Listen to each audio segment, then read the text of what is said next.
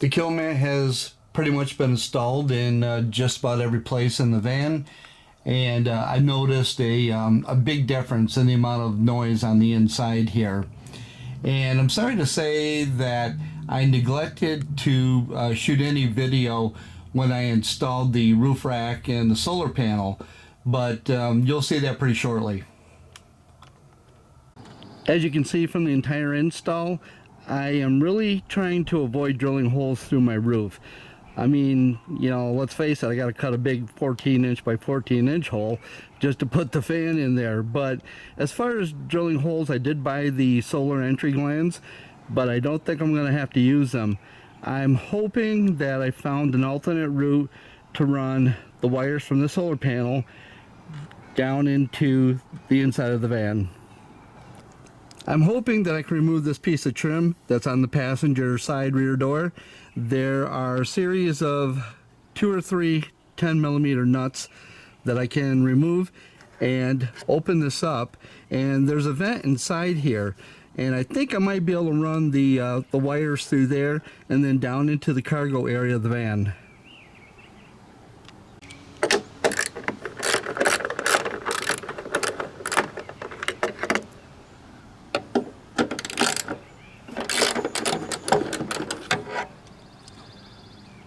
Hopefully you're able to see this, but this channel runs all the way down through behind this plastic and then comes right out behind the housing here where the brake light and the backup light are. It's all open all the way down through, so when water passes through, it just comes right on down, and I believe I can snake the wires in through here.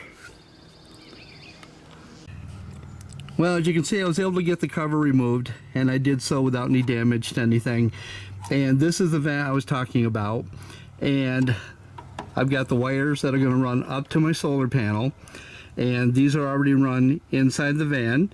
And then all I have to do is place a little bit of a drip loop here, because the water just runs right down through here anyway, and right out through the bottom of the opening of this lower lens right here. And I'll zip to the 2 wires together here, but as you can see, I ran the wire down through this piece of trim that goes over the back doors and came down through the end, and then I made a drip loop inside here, and then I fed it into the vent hole.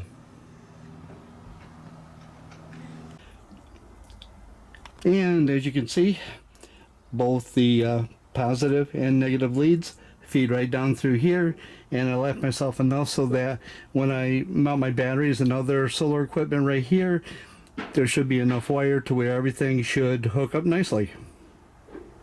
Okay, now that I've got the wires run all the way down the inside of this piece of trim and then down inside the van, I'm going to go ahead and use a little bit of alcohol, clean off a spot here, and then attach this zip tie holder and just a little added insurance, you know, to keep the wires in place.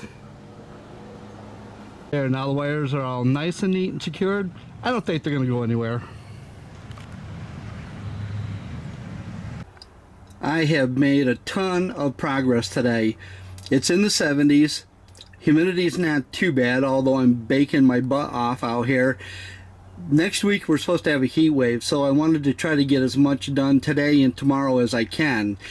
And as you saw, I have gotten my roof racks installed, my solar panels installed, the wiring to the solar panel has been run down to the inside of the van, and I just installed the quarter wave antenna for this Midland GMRS radio.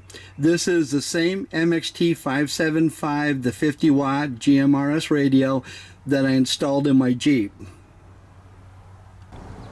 I mounted the quarter wave antenna on the center of the roof, ran the wire across the roof, and then down the rain gutter and into the engine compartment. Somewhere up there in all that mess, I managed to find a rubber plug that popped out rather easily, and it fed directly through the firewall into the engine compartment. That made it super easy to run the GMRS radio antenna wire down through there, and then I just ran it under the trim behind the driver's seat.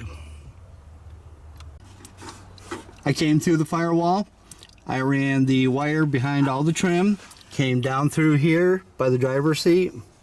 You can see it right here. And I exited out the back.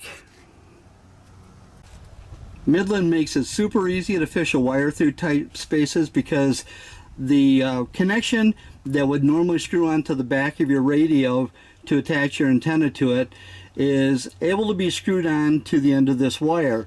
So you can fish this cable in some pretty tight places, and that's exactly what I did. I ended up using an electrician's fish tape. I put it through that hole in the firewall. I taped up the end of this cable, and then I ended up bringing it back through gently and feeding it under the trim to this point. I'm not sponsored by Midland.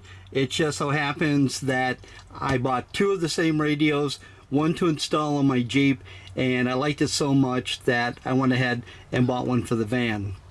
I figured with 50 watts of power, I'm going to try to use the quarter wave antenna that came with it. We'll give that a try. You know, if I need to put something more powerful on there or larger, that's what I'll do.